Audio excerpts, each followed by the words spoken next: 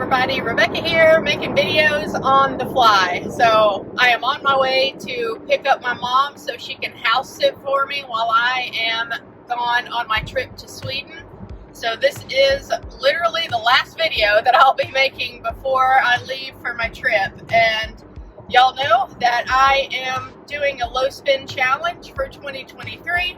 And I am doing this challenge in collaboration with a few other YouTube channels, and I will link to them in the description down below and in the first pinned comment. But I am doing this low spin challenge with Layla from Personal Finance with Layla Debt Over It, and Christiana from the Well Behaved Wallet, and Rachel Hickey. So I will link to all their channels below.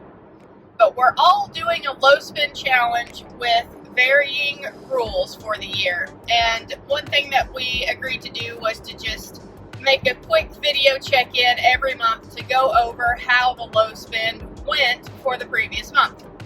So we have no rules about timeline as far as what time we're gonna post the check-in video, so you can check their channels, but they may or may not have posted their video yet. By the time y'all see this video, it'll already be February, so this will be the summary for January 2023 low spend.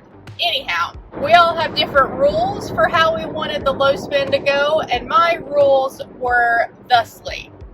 I wanted to really be strict about sticking to my $600 per month food household budget.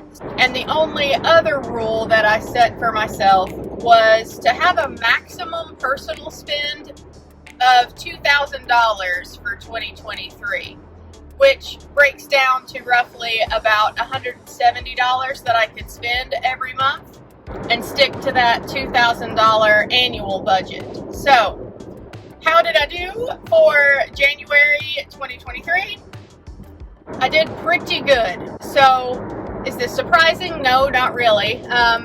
Doing the low spend was one of the big things that I wanted to do for 2023.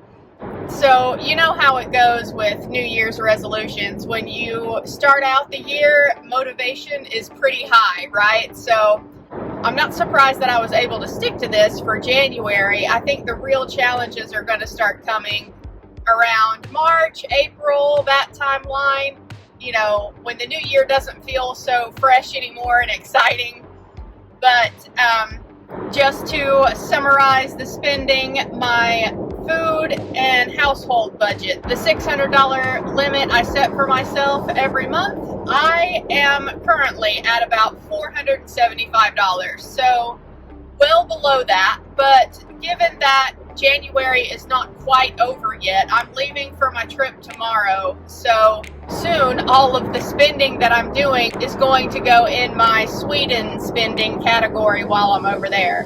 But technically January is not over yet. However, my spending is almost through and I came in well under budget this month. Now, I knew that I would be able to do that because I'm going to be in Sweden for the last week in January, and that means that I had 1 week in January that I didn't have to buy groceries for my usual work routine, right? So January was kind of an easier month as far as that $600 food and household budget goes.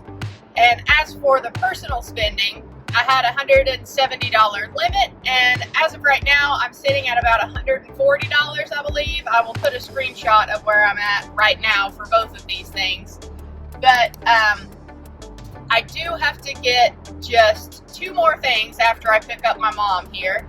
I need a new screen protector for my phone because it's cracked, and it's been cracked for a couple months now, but I really don't want to take a trip to Sweden and still have my cracked screen, so that'll be about $5. And the only other thing I need to get is a new collar for my cat because he managed to break the one that he had on. So I'll grab a collar for him too. I'll stop at like Walmart or something on the way home and get those 2 things. Again, that should be like another $5 purchase, and that's about it. So for January, the low spend is going well. I came in under budget on both things. I have been tempted to make some more purchases, and I did actually cancel an Amazon order earlier this month. So I am kind of proud of myself for doing that. But yeah, so far so good, you guys. February should be relatively easy too, to stick to my $600 food and household budget. Again, I'll be in Sweden for part of the month, so I don't have to buy groceries for my house and my usual work routine that I do. And as for the personal spending for February, all of the spending that I do in Sweden is going to go in my Sweden spending category, which I have budgeted myself $1,000 for that. I'm going to be over there for roughly 3.5 weeks. So I think $1,000 is good. I'm also getting married while I'm over there, and we're having our honeymoon. So y'all, if I go over that $1,000 limit, that's fine. The one exception to the rules that I made for my low spend for 2023 was if I had a trip to Sweden and I went over a spending limit that I set for myself, it's fine. But otherwise, for the rest of the year, whenever I am home and doing my normal thing, I wanted to be really strict about those two things. No more than $2,000 annual spend limit and no more than $600 a month on my food and household budget.